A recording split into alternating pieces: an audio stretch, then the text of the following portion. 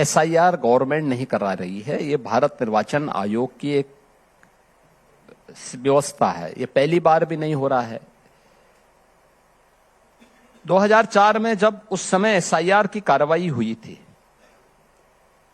तब प्रदेश में समाजवादी पार्टी की सरकार थी, और जब ये कार्रवाई संपन्न हो रही थी तब केंद्र में कांग्रेस की सरकार थी। देखिए, आप देखें ना, इसी को कहते हैं कि चोर की दाढ़ी में तिनका, क्योंकि इन लोगों ने गलत नाम डलवाए थे। ईएसडी की श्रेणी में ये जो नाम आए हैं, इनमें से 46 से 47 लाख नाम ऐसे हैं जो डेथ की श्रेणी में, जो मरे हुए हैं। काफी ज्यादा एब्सेंट हैं या डुप्लीकेट हैं। डुप्लीकेट में वे नाम हैं जिनके एक ही नाम से कई जगहों पर एक ही बूथ में उनके नाम आ रहे हैं, या एक ही परिवार में 25-25, 30-30 लोगों के नाम आए हुए हैं। और तीसरी श्रेणी है शिफ्टिंग की। शिफ्टिंग की अक्सर हमारी भारतीय मान्यता क्या है कि बेटी की शादी 25 या 30 साल की उम्र में हो जाता है। जिन्होंने एसआईआर का फॉर्म नहीं भरा, उनमें उन लोगों को अगर वह फॉर्म भी नहीं भरी है और 30 साल से ऊपर की है, 35 साल, 40 साल की है, तो स्वाभाविक रूप से उसका नाम उनके पति के घर में होगा, तो पिता का नाम नहीं आएगा। अगर कोई महिला है, कोई भी है, भाई रुखसाना, तो अब डॉटर नहीं आएगा ना, किसकी पुत्री है वो नहीं आएगा, किसकी वाइफ है ये नाम आएगा। कहां है ये ढूंढना। ये पहले चरण में वह नाम कटे थे, किसी भी, चाहे वह कोई भी नाम, कोई भी रहा हो, हिंदू मुस्लिम कोई भी रहा हो, सबके साथ एक जैसी व्यवस्था हुई। इसका आपने रुखसाना कहा तो वो कह रहे हैं नहीं, आप मुसलमानों के ही नाम कटवाते। नहीं, मैं इसीलिए कह रहा हूं ना, मैं वही कह रहा हूं, मैं किसी का भी नाम बोल सकता हूं, लेकिन मैंने इसलिए बोला क्योंकि वहां से ज्यादा नाम थे, फर्जी वहां से हुआ था, इसलिए मैं कह रहा हूं। और इसीलिए चुनाव के दिन इसीलिए बोला जाता है कि साहब आप किसी को भी वोट डालने तो समाजवादी पार्टी के द्वारा और कांग्रेस के द्वारा यह वकालत की जाती है कि साहब किसी को बिना आईडी प्रूफ के वोट डालने तो। क्या मतलब है इसका? क्या मतलब है इसका? आपको अपना आईडी प्रूफ दिखाना होगा, और अगर महिला कार्मिक है तो महिला कार्मिक अगर आपको देखना, बुर्के के अंदर बैठ करके महिला है पुरुष है, कौन इसके बारे में जानेगा? ये जानने का अधिकार जब भारत निर्वाचन आयोग एक व्यवस्था के तहत देता तो फिर ये लोग विरोध क्यों करते हैं? आप याद करिए ना कि जब प्रदेश में समाजवादी पार्टी की सरकार थी तब एसआईआर की कार्रवाई 2004 में हुई थी।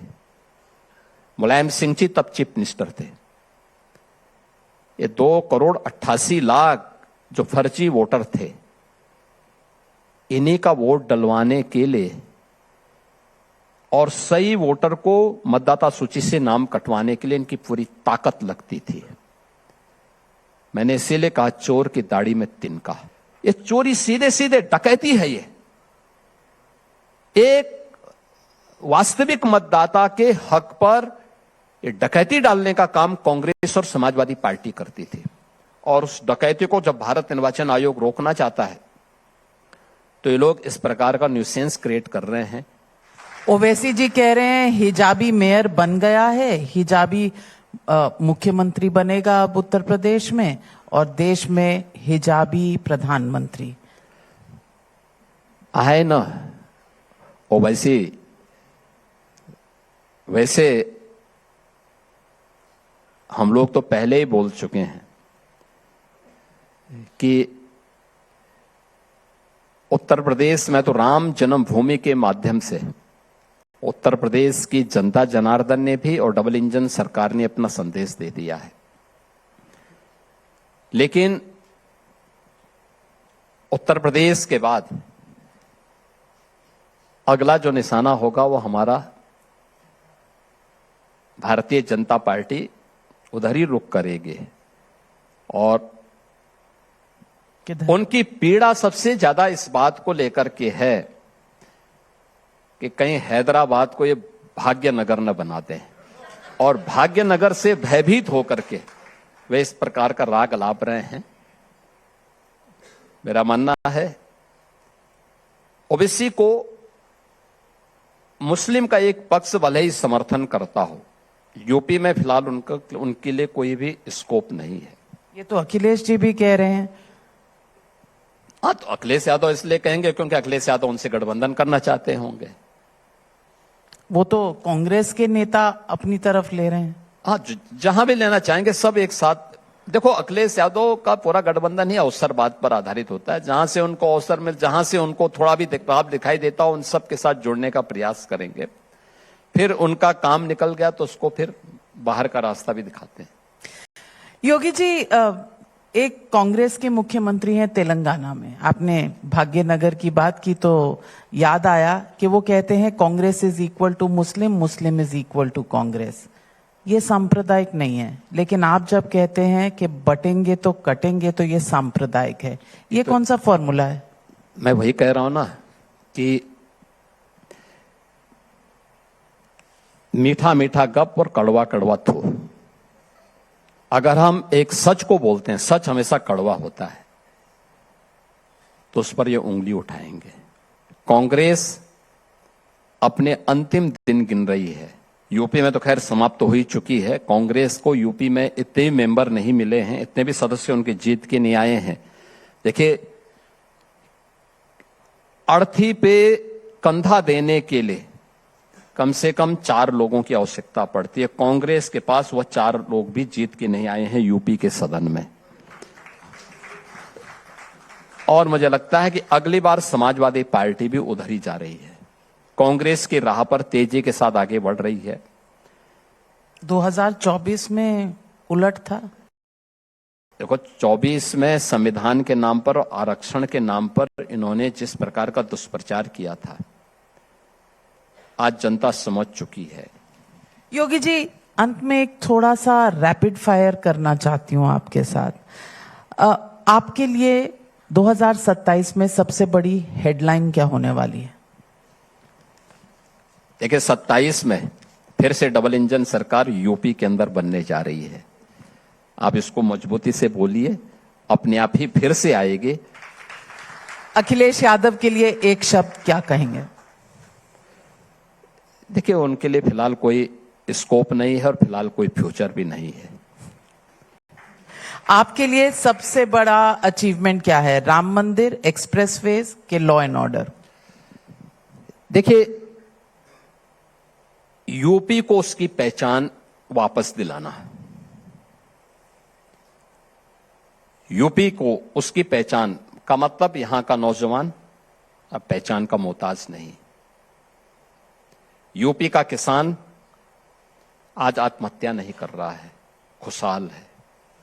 यूपी का श्रमिक स्वावलंबन के साथ रोजगार आज अपने ही जनपद में, अपने क्षेत्र में प्राप्त कर रहा है। यूपी की महिलाएं आज अपने आप को सुरक्षित महसूस कर रही हैं और यूपी आर्थिक उन्नति के नित नए सोपान को प्राप्त कर रहा है।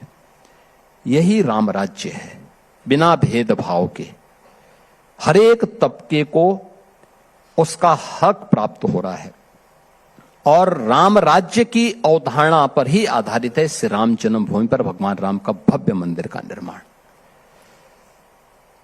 हम केवल मंदिर बना देते, ये चेंज करके नहीं दिखाते, तो ये भगवान राम की अवज्ञा होती है।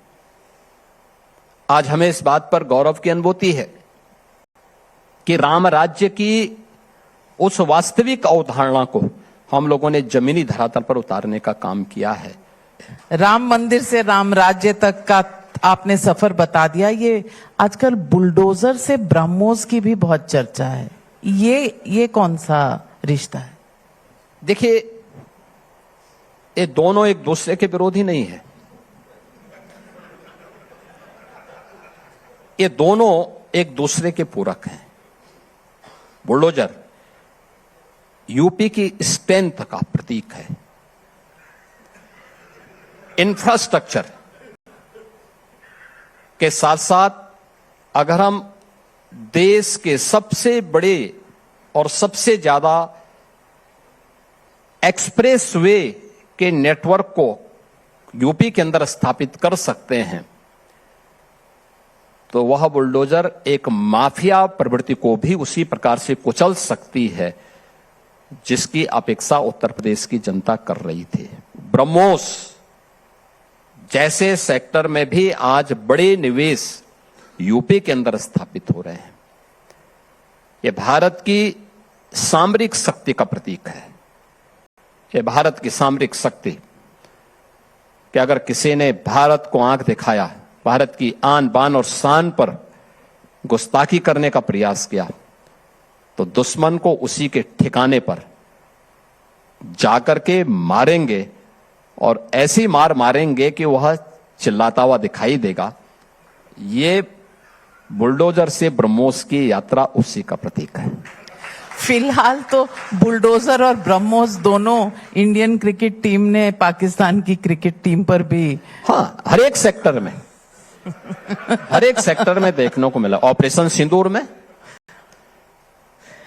पाकिस्तान जब मुकाबला नहीं कर पाया तो उसको दुनिया के सामने चिल्लाना पड़ा था। और आज भी जब भारत कोई बड़ा कार्य करता है तो वह दुनिया के मंच पर चिल्लाता है कि साहब मेरी सुरक्षा को खतरा है। और आपको देखना होगा ना कि भारत देश बहुत बड़ा है, दुनिया की सबसे तेज गति से उभरने वाली अर्थव्यवस्था है। एक नया भारत प्रधानमंत्री मोदी जी के नेतृत्व में हम सब देख रहे हैं। तीसरी बड़ी अर्थव्यवस्था के रूप में जहां भारत स्थापित हो रहा है, वहीं पाकिस्तान कहां है? यानी पाकिस्तान भारत का मुकाबला क्या करेगा? उसकी इकोनॉमी यूपी का भी मुकाबला नहीं कर सकती है। तो भारत तो बहुत दूर की बात है। बड़ी बात कही। एक शब्द राहुल गांधी के लिए क्या कहेंगे? देखिए, ये तो पूरा देशवासी जानता है। मैंने पहले ही कह दिया था ना कि राहुल गांधी को देश गंभीरता से नहीं लेता है। जैसे अखिलेश को उत्तर प्रदेश वासी गंभीरता से नहीं लेते, वैसे राहुल गांधी को देश गंभीरता से नहीं लेता है। और जब राजनेता में गंभीरता पोजीशन तो है, देखो, बनाने के लिए तो आप किसी को ही बना दें, किसी को ही बना सकते हैं आप। परिवारवादी पार्टी है तो एक परिवार के बाहर निकल नहीं सकते, वहां तो एक ही परिवार से बनाना है। स्वाभाविक रूप से सोनिया जी का स्वास्थ्य ठीक नहीं है तो अब किसी को तो बनाना है। तो उन्होंने कहा होगा चलो राहुल जी को ही ये जिम्मेदारी सौंप दो।